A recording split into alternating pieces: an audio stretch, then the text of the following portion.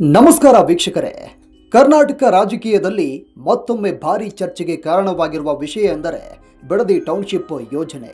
ಒಂದು ಕಡೆ ಅಭಿವೃದ್ಧಿಯ ಹೆಸರಲ್ಲಿ ಸಾವಿರಾರು ಕೋಟಿ ರೂಪಾಯಿ ಹೂಡಿಕೆಯ ಯೋಜನೆ, ಮತ್ತೊಂದು ಕಡೆ ಭೂಮಿ ಕಳೆದುಕೊಳ್ಳುವ ಭೀತಿಯಲ್ಲಿರುವ ರೈತರು. ಈಗ ಈ ವಿಚಾರ ರಾಜಕೀಯದ ಕೇಂದ್ರ ಬಿಂದುವಾಗಿ ಮಾರ್ಪಟ್ಟಿದೆ. ಮುಖ್ಯಮಂತ್ರಿ ಡಿಕೆ ಶಿವಕುಮಾರ್ ಮತ್ತು ಕೇಂದ್ರ ಸಚಿವ ಎಚ್.ಡಿ. ಕುಮಾರಸ್ವಾಮಿ ನಡುವೆ ನೇರ ಸವಾಲು ಪ್ರತಿ ಸವಾಲು ಶುರುವಾಗಿದೆ. ಏನಿದು ಬಿಡದಿ ಟೌನ್ಶಿಪ್?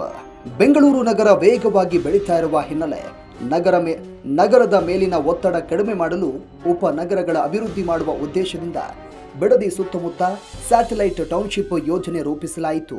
ಈ ಯೋಜನೆಯ ಮೂಲಕ ವಸತಿ, ಕೈಗಾರಿಕೆ, ವಾಣಿಜ್ಯ ಕೇಂದ್ರಗಳು ಮತ್ತು ಮೂಲ ಸೌಕರ್ಯಗಳನ್ನು ನಿರ್ಮಿಸುವ ಗುರಿ ಹೊಂದಲಾಗಿದೆ. ಆದರೆ ಯೋಜನೆಗೆ ಅಗತ್ಯವಿರುವಂತಹ ಭೂಮಿ ಬಹುತೇಕ ಕೃಷಿ ಜಮೀನುಗಳಾಗಿರುವುದರಿಂದ ರೈತರ ವಿರೋಧ ಆರಂಭವಾಯಿತು. ರೈತರ ಆಕ್ರೋಶ ಯಾಕೆ? ನಮ್ಮ ಜಮೀನು ನಮ್ಮ ಬದುಕಿನ ಆಧಾರ, ಭೂಮಿ ಕಳೆದುಕೊಂಡರೆ ಜೀವನವೇ ಸಂಕಷ್ಟ. ಸರ್ಕಾರ ಸಮರ್ಪಕ ಸಮಾಲೋಚನೆ ನಡೆಸಿಲ್ಲ, ಪರಿಸರದ ಮೇಲೆ ಗಂಭೀರ ಪರಿಣಾಮ ಉಂಟಾಗಬಹುದು. ಕೆಲವು ಗ್ರಾಮಗಳ ರೈತರು ನೂರಾರು ದಿನಗಳಿಂದ ನಿರಂತರ ಪ್ರತಿಭಟನೆ ನಡೆಸ್ತಾ ಇದ್ದಾರೆ ಅಂತ ವಿರೋಧ ಪಕ್ಷಗಳು ಹೇಳ್ತಾ ಇವೆ. ಕೇಂದ್ರ ಸಚಿವ ಹಾಗೂ ಜೆಡಿಎಸ್ ನಾಯಕ ಎಚ್.ಡಿ. ಕುಮಾರಸ್ವಾಮಿ ಈ ವಿಚಾರವನ್ನ ದೊಡ್ಡ ರಾಜಕೀಯ ಅಸ್ತ್ರವನ್ನಾಗಿ ಮಾಡಿಕೊಂಡಿದ್ದಾರೆ. ಅವರ ಪ್ರಕಾರ ರೈತರ ಇಚ್ಛೆಗೆ ವಿರುದ್ಧವಾಗಿ ಯೋಜನೆ ಜಾರಿಯಾಗಬಾರದು. ಕುಮಾರಸ್ವಾಮಿ ಸರ್ಕಾರವನ್ನ ತೀವ್ರವಾಗಿ ಟೀಕೆ ಮಾಡಿ ಸಾರ್ವಜನಿಕ ಚರ್ಚೆಗೆ ಸಿಎಂ ಅವರನ್ನ ಆಹ್ವಾನಿಸಿದ್ದಾರೆ. ಮುಖ್ಯಮಂತ್ರಿ ಡಿಕೆ ಶಿವಕುಮಾರ್ ಇದಕ್ಕೆ ತಕ್ಷಣ ಪ್ರತಿಕ್ರಿಯೆ ನೀಡಿ ಜೂನ್ 26ರಂದು ವಿಧಾನಸೌಧದಲ್ಲಿ ಅಧಿಕೃತ ಚರ್ಚೆಗೆ ಆಹ್ವಾನ ನೀಡಿದ್ದಾರೆ. 5 ಪ್ರತಿನಿಧಿಗಳೊಂದಿಗೆ ಬರುವಂತೆ ಆಹ್ವಾನ ಪತ್ರವನ್ನ ಕಳಿಸಲಾಗಿದೆ. ಯೋಜನೆ ಅಭಿವೃದ್ಧಿಗಾಗಿ ಎಲ್ಲ ಕಾನೂನು ಪ್ರಕ್ರಿಯೆ ಅನುಸರಿಸಲಾಗ್ತಾ ಇದೆ ಅಂತ ವಿರೋಧ ಪಕ್ಷಗಳು ರಾಜಕೀಯ ಮಾಡ್ತಾ ಇವೆ. ಇನ್ನು ಹಳೆಯ ಇತಿಹಾಸವೇ ಈಗ ಹೊಸ ವಿವಾದವಾಗಿದೆ. ಆಸಕ್ತಿಕರ ಸಂಗತಿ ಏನಂದ್ರೆ, ಬಿಡದಿ ಟೌನ್ಶಿಪ್ ಪರಿಕಲ್ಪನೆ ಮೊದಲು ಕುಮಾರಸ್ವಾಮಿ ಮುಖ್ಯಮಂತ್ರಿಯಾಗಿದ್ದಾಗಲೇ ಬಂದಿತ್ತು ಅಂತ ಸರ್ಕಾರ ಹೇಳ್ತಾ ಇದೆ. ಆದರೆ ಕುಮಾರಸ್ವಾಮಿ ಹೇಳುವುದೇ ಬೇರೆ.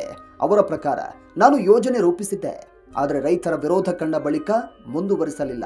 ಈ ಹೇಳಿಕೆಯೇ ಈಗ ರಾಜಕೀಯ ವಾಗ್ವಾದದ ಪ್ರಮುಖ ಅಂಶವಾಗಿದೆ. ಇನ್ನು ರಾಹುಲ್ ಗಾಂಧಿಗೂ ಮನವಿಯನ್ನ ಮಾಡಲಾಗಿದೆ. ಬಿಡದಿ ಭಾಗದ ರೈತರು ತಮ್ಮ ಹೋರಾಟವನ್ನ ರಾಷ್ಟ್ರ ಮಟ್ಟಕ್ಕೆ ಕೊಂಡೊಯ್ದಿದ್ದಾರೆ. ರೈತರು ಕಾಂಗ್ರೆಸ್ ನಾಯಕ ರಾಹುಲ್ ಗಾಂಧಿ ಅವರಿಗೂ ಮನವಿ ಸಲ್ಲಿಸಿರುವ ವರದಿಗಳು ಹೊರಬಿದ್ದಿವೆ. ಜೂನ್ 26ರ ಸಭೆ ಕುತೂಹಲ. ಇದೀಗ ಎಲ್ಲರ ಗಮನ ಜೂನ್ 26ರ ಚರ್ಚೆಯತ್ತ ನೆಟ್ಟಿದೆ. ಸಿಎಂ ವಿಧಾನಸೌಧದಲ್ಲಿ ಸಭೆ ನಡೆಸಲು ಆಹ್ವಾನ ನೀಡಿದ್ರೆ ಕುಮಾರಸ್ವಾಮಿ ಬದಲಾಗಿ ಬಿಡದಿ ಅಥವಾ ಬೈರಮಂಗಲದಲ್ಲೇ ಸಭೆ ನಡೆಸಬೇಕು ಅಂತ ಒತ್ತಾಯ ಮಾಡಿದ್ದಾರೆ. ರೈತರು ನೇರವಾಗಿ ಭಾಗವಹಿಸಬೇಕು ಅಂತ ಅವರ ಬೇಡಿಕೆ ಇದೆ. ಸರ್ಕಾರದ ಮುಂದಿನ ನಡೆ ಏನು? ಸರ್ಕಾರದ ಮುಂದೆ 3 ಪ್ರಮುಖ ಆಯ್ಕೆಗಳು. ರೈತರೊಂದಿಗೆ ಮತ್ತಷ್ಟು ಮಾತುಕತೆ, ಯೋಜನೆಯಲ್ಲಿ ಬದಲಾವಣೆ, ಭೂಸ್ವಾಧೀನ ಪ್ರಕ್ರಿಯೆ ಮುಂದುವರಿಸುವುದು. ಯಾವ ನಿರ್ಧಾರವಾದರೂ ಅದು ರಾಜಕೀಯವಾಗಿ ದೊಡ್ಡ ಪರಿಣಾಮ ಬೀರುವ ಸಾಧ್ಯತೆ ಇದೆ. ಬಿಡದಿ ಟೌನ್ಶಿಪ್ ಯೋಜನೆ ಈಗ ಕೇವಲ ಅಭಿವೃದ್ಧಿ ಯೋಜನೆಯಾಗಿ ಉಳಿದಿಲ್ಲ.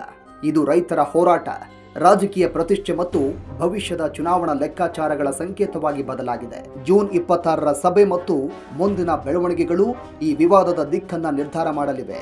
ಅಭಿವೃದ್ಧಿಯೇ ಮುಖ್ಯವೇ, ರೈತರ ಭೂಮಿಯೇ ಮುಖ್ಯವೇ? ಈ ಪ್ರಶ್ನೆಗೆ ಉತ್ತರ ಸಿಗೋವರೆಗೂ ಬಿಡದಿ ಹೋರಾಟ ಮುಂದುವರಿಯುವ ಸಾಧ್ಯತೆ ಇದೆ.